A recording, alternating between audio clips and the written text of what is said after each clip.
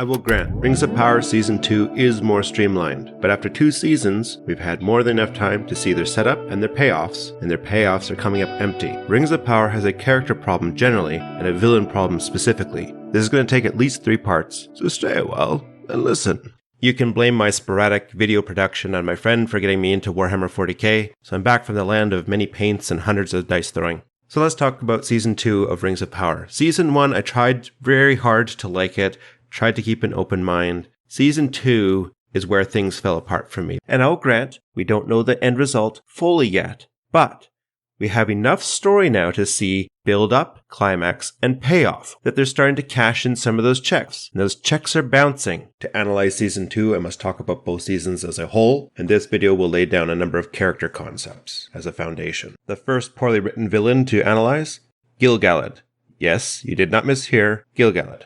Now, my title said villain. I actually mean antagonist. Villain is a more catchy title, but antagonist isn't necessarily an evil or wicked person. So, if the protagonist, the point of view character, is a villain creating their own drug empire, an antagonist could be the brother-in-law police officer or the protagonist's own wife who is against the drug-dealing enterprise. So, Gil-galad, not a villain, but absolutely an antagonist. Galadriel and Elrond function as a point-of-view character. Galadriel believes that Sauron is a threat and must be dealt with. Gil-galad believes that Sauron is irrelevant and opposes Galadriel's hunt. Galadriel wants to continue hunting for Sauron. Gil-galad is so opposed to Galadriel's efforts that he strong-arms her onto the ship and sends her away. Every step of the way, Gil-galad is there opposing the point-of-view characters. Elrond believes that the rings of power are dangerous and should not be used because the 3 rings of elves are being treated in the same manner as the 1 ring of power, whatever. Gil-galad is there opposing Elrond's effort. Now, what's the problem with this? Antagonists are great characters, usually. In fact, a lot of actors say they prefer to play the more villainous characters. The problem is that is all that Gil-galad ever is. He is there, I've heard it described in one podcast, he's a roadblock, he's a pylon. You don't get to see him ruling as a high king. He's not a great leader of the elves. Gil-galad exists to oppose the main characters. That's his whole character. He's not a character, he's an object to be opposed or an object of derision. Durin is able to pull a fast one on Gil-galad, claiming ancestral rights to the king's table. Elrond sees through the ploy, so the plot point serves to build up the characters of Elrond and Durin, but at the expense of making the Elf King look foolish. And if this was a one-off, that'd be okay. But he has no redeeming qualities. Author Brandon Sanderson came up with this neat little tool that he uses to troubleshoot why characters aren't working. And he suggests you can kind of think of these as like faders that can be moved up or down. And one is likability.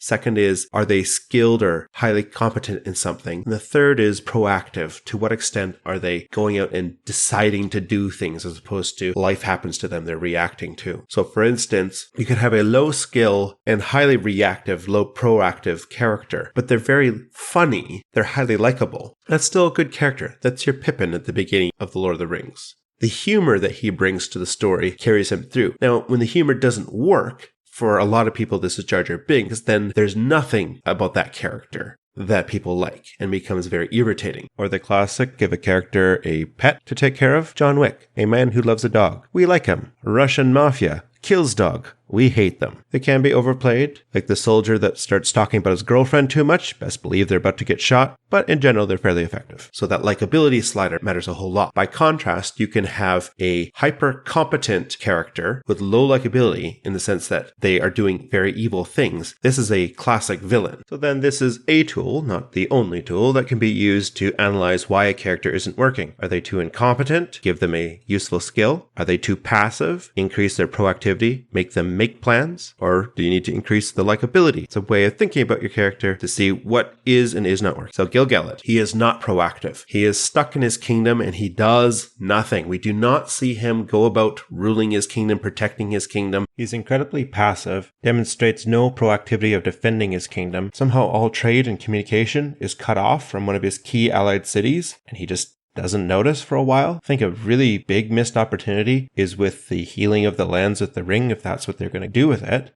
By instantaneously healing the lands by putting on of the rings, it lessens the power. It does not make it seem like it was a very great effort to save the lands. Whereas if the High King had to go to every corner of the lands. You wouldn't have to show very much of it, but enough that you would understand what's going on to recognize that he is actively going out to drive back the darkness in his kingdom, but at least give some excuse for why he's so occupied all the time. Instead, he passively sits at home and pours water on everybody else's plans. He once comes out at the very end, and by then I think it is too late. It is 2 seasons of him being a garbage character. Low likability. This guy, I'm sure maybe the actor can act in other capacities, but it is the most deadpan delivery I have seen. Gil-galad is a colossal grouch. I think a lot of films, including Peter Jackson's, struggle to portray elves as ethereal and end up portraying them as having no sense of humor, which is a far cry from Tolkien's elves. But with no sense of humor and very little else going for him, he is not a very likable character. And we see 0 skills from him. In fact, we see him being bamboozled. He simply gets in the way. And this is supposed to be your high king that people write songs about on how he fought and to help defeat Sauron. This is why in my first video I said nobody will mourn the loss of Gil-galad. He's not really a character. So if Gil-galad is a bad antagonist, the Hobbit and Gandalf storyline has no antagonist and is the one that I'm most apathetic and care the least about. Season 1 was carried by we don't know where the story is going, and quite frankly, it's lacking. It lacks an engine to drive the plot forward, and there's some weird structural issues with it as well. Even from the beginning, if you think about the end of Season 1 to the beginning of Season 2, if they always intended for Poppy to be part of the party, why was she not there for the original send-off at the end of Season 1? It's a weird false start where not Gandalf and Nori have to wander around in the desert for a bit, just so that Poppy can catch up.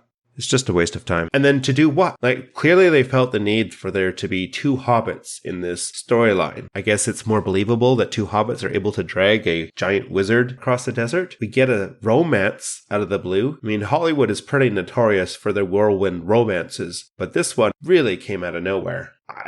I don't see what we gain by bringing along Buddy. But regardless, it has the idea of an antagonist, but it doesn't actually have an antagonist, right? There's these spooky shots of the White Wizard in the east, but he never actually interacts with the plot. They mostly function as random encounters. He's not there to oppose Gandalf, except very incidentally. And the confrontation is blink and you'll miss it. Literally, I thought I missed it. There's a brief showdown where it looks like the White Wizard is going to collapse everything on top of them, and the next scene has the hobbits cleaning up the mess after everything is over. I truly thought I had missed a scene, but that was it. That was the whole thing. As well as Season 1 was carried by who is Sauron? Well, we figured out who Sauron is, and so Season 2 is left with, well, who is this wizard character anyways? So, 1 season to figure out who Sauron is, the 2nd season to reveal that the wizard's name is Gandalf. The show really likes dragging out its reveals. Maybe by the end of Season 3, the great mystery will be revealed of Gandalf's last name. But there's no urgency to the plot, no direction, no purpose, no reason of being. Why do we really care what his name is? And that's the whole mystery. There's no urgency to finding it. Why must he go to the east to learn his name? Could he not just as easily find it in the west or the north or the south or up in the sky or underground? What significance is the east? There's no purpose to it. The only significance of the east is it is the one place Gandalf does not go. So there's that. There's no causal link between the characters' goals and their actions and the direction that they're traveling. It's completely arbitrary. For all we know, he could meditate on a mountain for 3 seasons to discover his name. We just don't know. But the greater problem with the story is it's a mystery that is only one question deep. What is his name? It has a structure that is akin to The Empire Strikes Back. But Luke is actively learning to control the Force, and he's learning, and so is the viewer alongside him, the nature of the Force. But what do we really learn about the nature of magic? He learns his name, he gets a stick, and what is the great revelation? Well, Tom says it. A wizard does not find his staff. It finds him, which on the surface might sound profound, but really it's just a reversal of phrases that Hollywood often substitutes in place of something more profound. You do not create music. Music creates you. You do not play soccer. Soccer plays you. In Russia, you do not watch the television. The television watches you. Oh wait, so that was a thing. And honestly, if that's all the wisdom that you're going to gain for transporting Tom Bombadil across the continent, could you not just give it to the hobbits as their folksy wisdom from which Gandalf learns? If the White Wizard was actually an antagonist, wouldn't his connection to the Butterfly Lady be kept ambiguous? And the White Wizard tries to corrupt Gandalf, but it's the folksy wisdom of the hobbits that keeps them grounded? I don't know, just a thought. At least then the goal of the not Gandalf is counteracted by the antagonist, the very job of an antagonist, and providing an alternate philosophy. The White Wizard opposing Gandalf not just physically, but also philosophically, philosophically. The mysterious stranger with strange skills, with amnesia who cannot even recall their name, is a common story that works well when it is paired with other mysteries which somehow Rings of Power forgot and thought that the question of is it Gandalf or is it a blue wizard was sufficient. Nolan's film Amnesia is also a murder mystery, and Bourne Identity. Bourne Identity, for instance, there's a mystery to solve, but it isn't just his name. Why does he have all these skills? He discovers there's other people like him. There's a project that trains and creates people like him to do what kind of missions, and who are the people behind the organization creating this program, the finances. It goes all the way up, and there's 3 movies of him discovering just how deep the plot goes and tearing apart organizations to find it. Just think about the amount of mysteries that are revealed in Bourne Identity alone in 2 hours. And after 2 seasons and 16 hours, all Rings of Power can come up with is one name. Big mystery. Much wow. It's so drawn out that I would cut it entirely. It's useless. I dreaded every time the show would switch to the Hobbit storyline. I would use it to change my paint water, get some snacks, whatever. I didn't even care to be in the room whenever that one showed up. There's just nothing driving it. There's no compelling reason to watch it. So in this one, I don't have enough time to talk about the main villains. But the final one I want to talk about is Isildur. The problem with the Isildur storyline is it's just aggressively mediocre, and it's not really the villains so much as the characters are incredibly bland. I mean, he has a off-brand Witcher encounter with a creature in the swamp, but the villains are less of a problem so much as just bland characterization. This goes back to season 1. His friends lack personality. There's literally just a guy who dies. One of the 3 buds that I don't know his name. I don't care about him. Even Buddy that makes it back to Numenor is pretty bland and personalityless. And same with Isildur himself. I don't know anything about these characters, and it's been 2 seasons. That's unacceptable. This is a failure in storytelling. Like within a few episodes of The Wire. 1 episode, 40 minutes. For me to see that Bodhi is a wily survivor, that he's a harder individual who will enforce through violence, whereas D'Angelo shows him to be very intelligent. He's able to identify where their drug sales have gotten sloppy. You can't serve your customers straight up after taking their money. Somebody snapping pictures, they got the whole damn thing.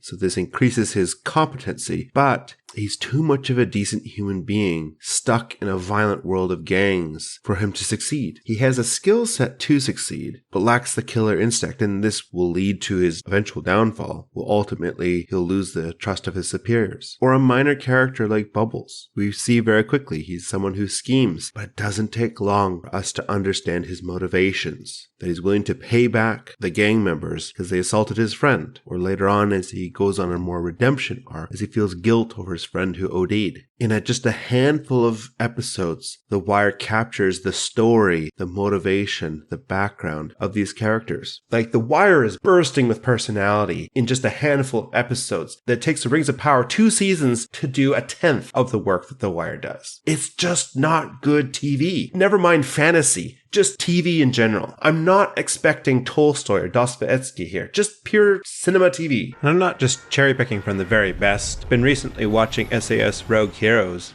Just fantastic, and they established their characters so quickly. And it's also on Amazon Prime. So, same production company, but better writers. What do we truly know about Isildur's friends? They're friendly to one another, but they're so bland. We don't know what animates them, what motivates them. And I think, again, if we use Sanderson's tools, there's not a lot of skill or competency out of these guys. Like, they're competent soldiers, but that doesn't stand them out from the random background soldiers. So they're effectively ascended extras. They're low in likability. If we understood their story more, they'd perhaps be more likable. But they're not even funny, which can cover over a lot. They're not proactive. They're at a disadvantage being soldiers, so they're ordered around. It's harder, though not impossible, to show proactivity. But the show shows so little of their perspective, it doesn't give us a chance to see them be proactive. Less is more with characters. This is why the Beast games, despite its big budget and aggressive camera editing, is a much shallower experience compared to Survivor. 1,000 players has never been done before, and yet halfway through Beast games, people are still voting out players because I don't even know his name. Esteban. Esteban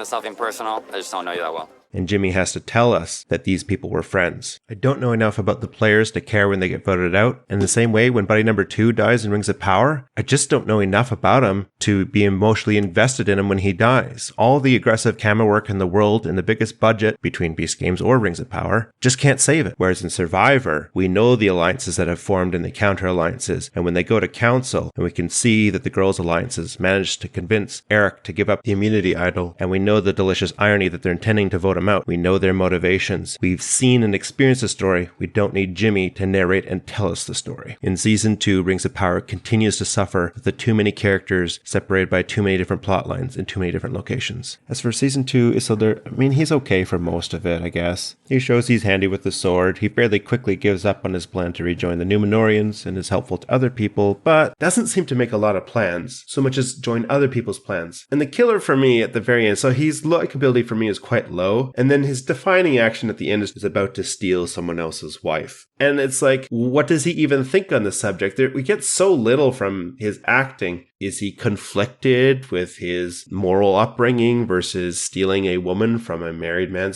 It's actually an interesting story if it was done correctly. You have these stories coming out of war-torn countries, losing a spouse in war, then moving on after years, not days, into a new relationship, and then discovering after a decade the spouse you thought you had lost in war is still alive. That's a complex story, but Rings of Power has no patience to tell it. They set the pieces into motion at the very end of the season where you cannot see the consequences of any of these actions. And to be clear, the problem isn't that it seems that he is failing morally and has no conflict about it. The problem is he's already quite bland, he doesn't seem to have a lot of skills, and he's not very proactive. And then you throw this in, he doesn't become a character you love to hate. He's a character I do not care about. A character I'm entirely apathetic to. I mean, broadly, what does Isildur think about anything? So I went back and rewatched Season 1, just focusing on Númenor and the Isildur parts. And I think I figured out what they're trying to do with Isildur and why it also fails.